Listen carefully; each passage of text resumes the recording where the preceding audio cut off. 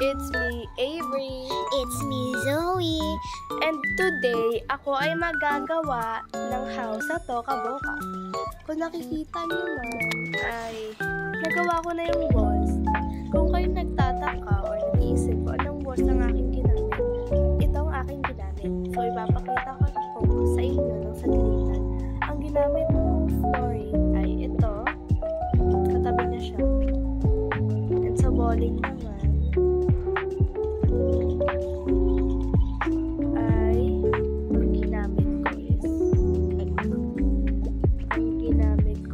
ito. So, moving on, dito tayo magsimula. Isa-stop ko muna kasi may tanong si Zoe. So, okay. Magagawa na muna tayo sa ating entrance. Ito pala yung voice. Kung tayo ay pupunta dito. Para hindi kayo malito, ito voice ko. It's me, Zoe. Ito voice ko. Ako si Zoe. Ito yung voice ko. Tapos ako naman si Avery at nakikita nyo naman o naririnig nyo naman itong aking voice. So, kung mag-scroll kayo, makikita nyo to. Ang ganda-ganda niya at pwede siya pagpupuan. Kasi, parang ano lang niya. Tapos punta kayo, punta kayo dito. Para makuha ito sa background natin. Yan. Ang ganda-ganda niya. Tapos pag pupunta kayo dito, may makikita kayong isang plant. Ganda siya.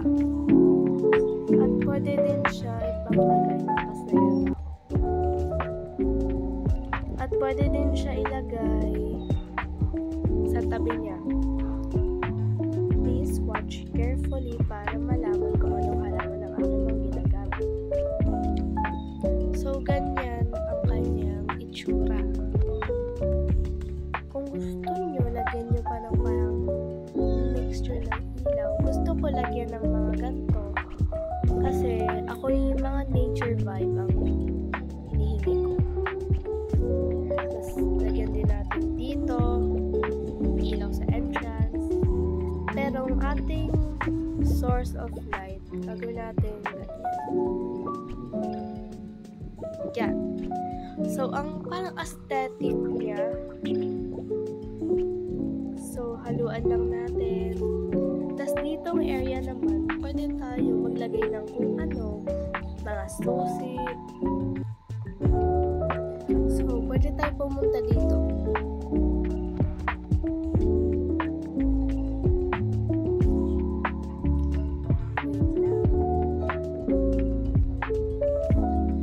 Pwede ito paglagyan. Nalagay natin siya dito. Stop ko lang muna.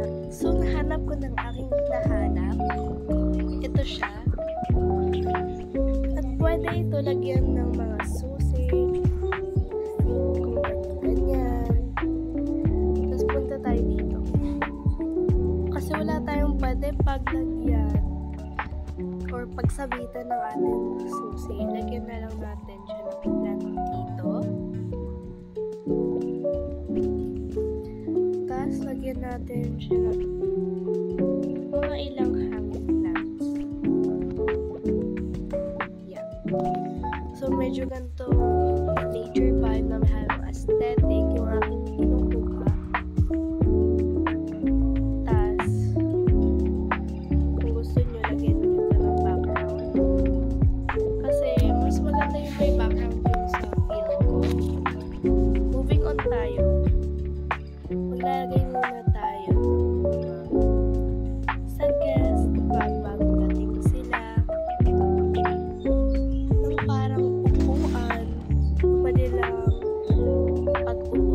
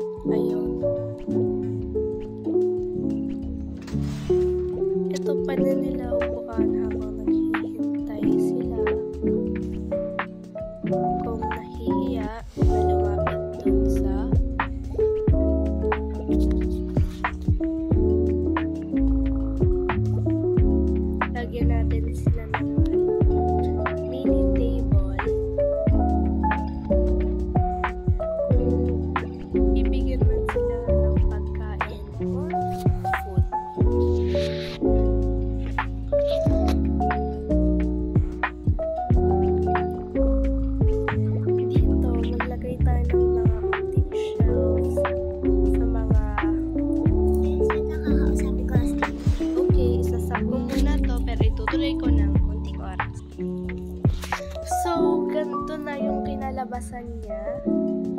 As yung sinasabi ko kanina, lalagyan natin ng shelves dito. Mga simple lang, lalagyan pati natin siya ng lamp para may lighting.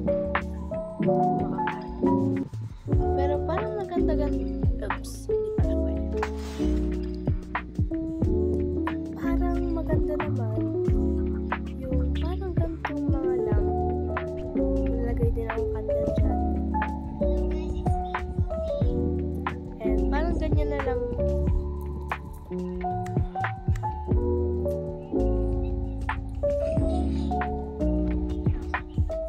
Gantong lamp na lang. Move ko lang siya. Yan. Parang hindi naman masyadong dark yung ating house. Lagyan din natin siya ng lighting dito.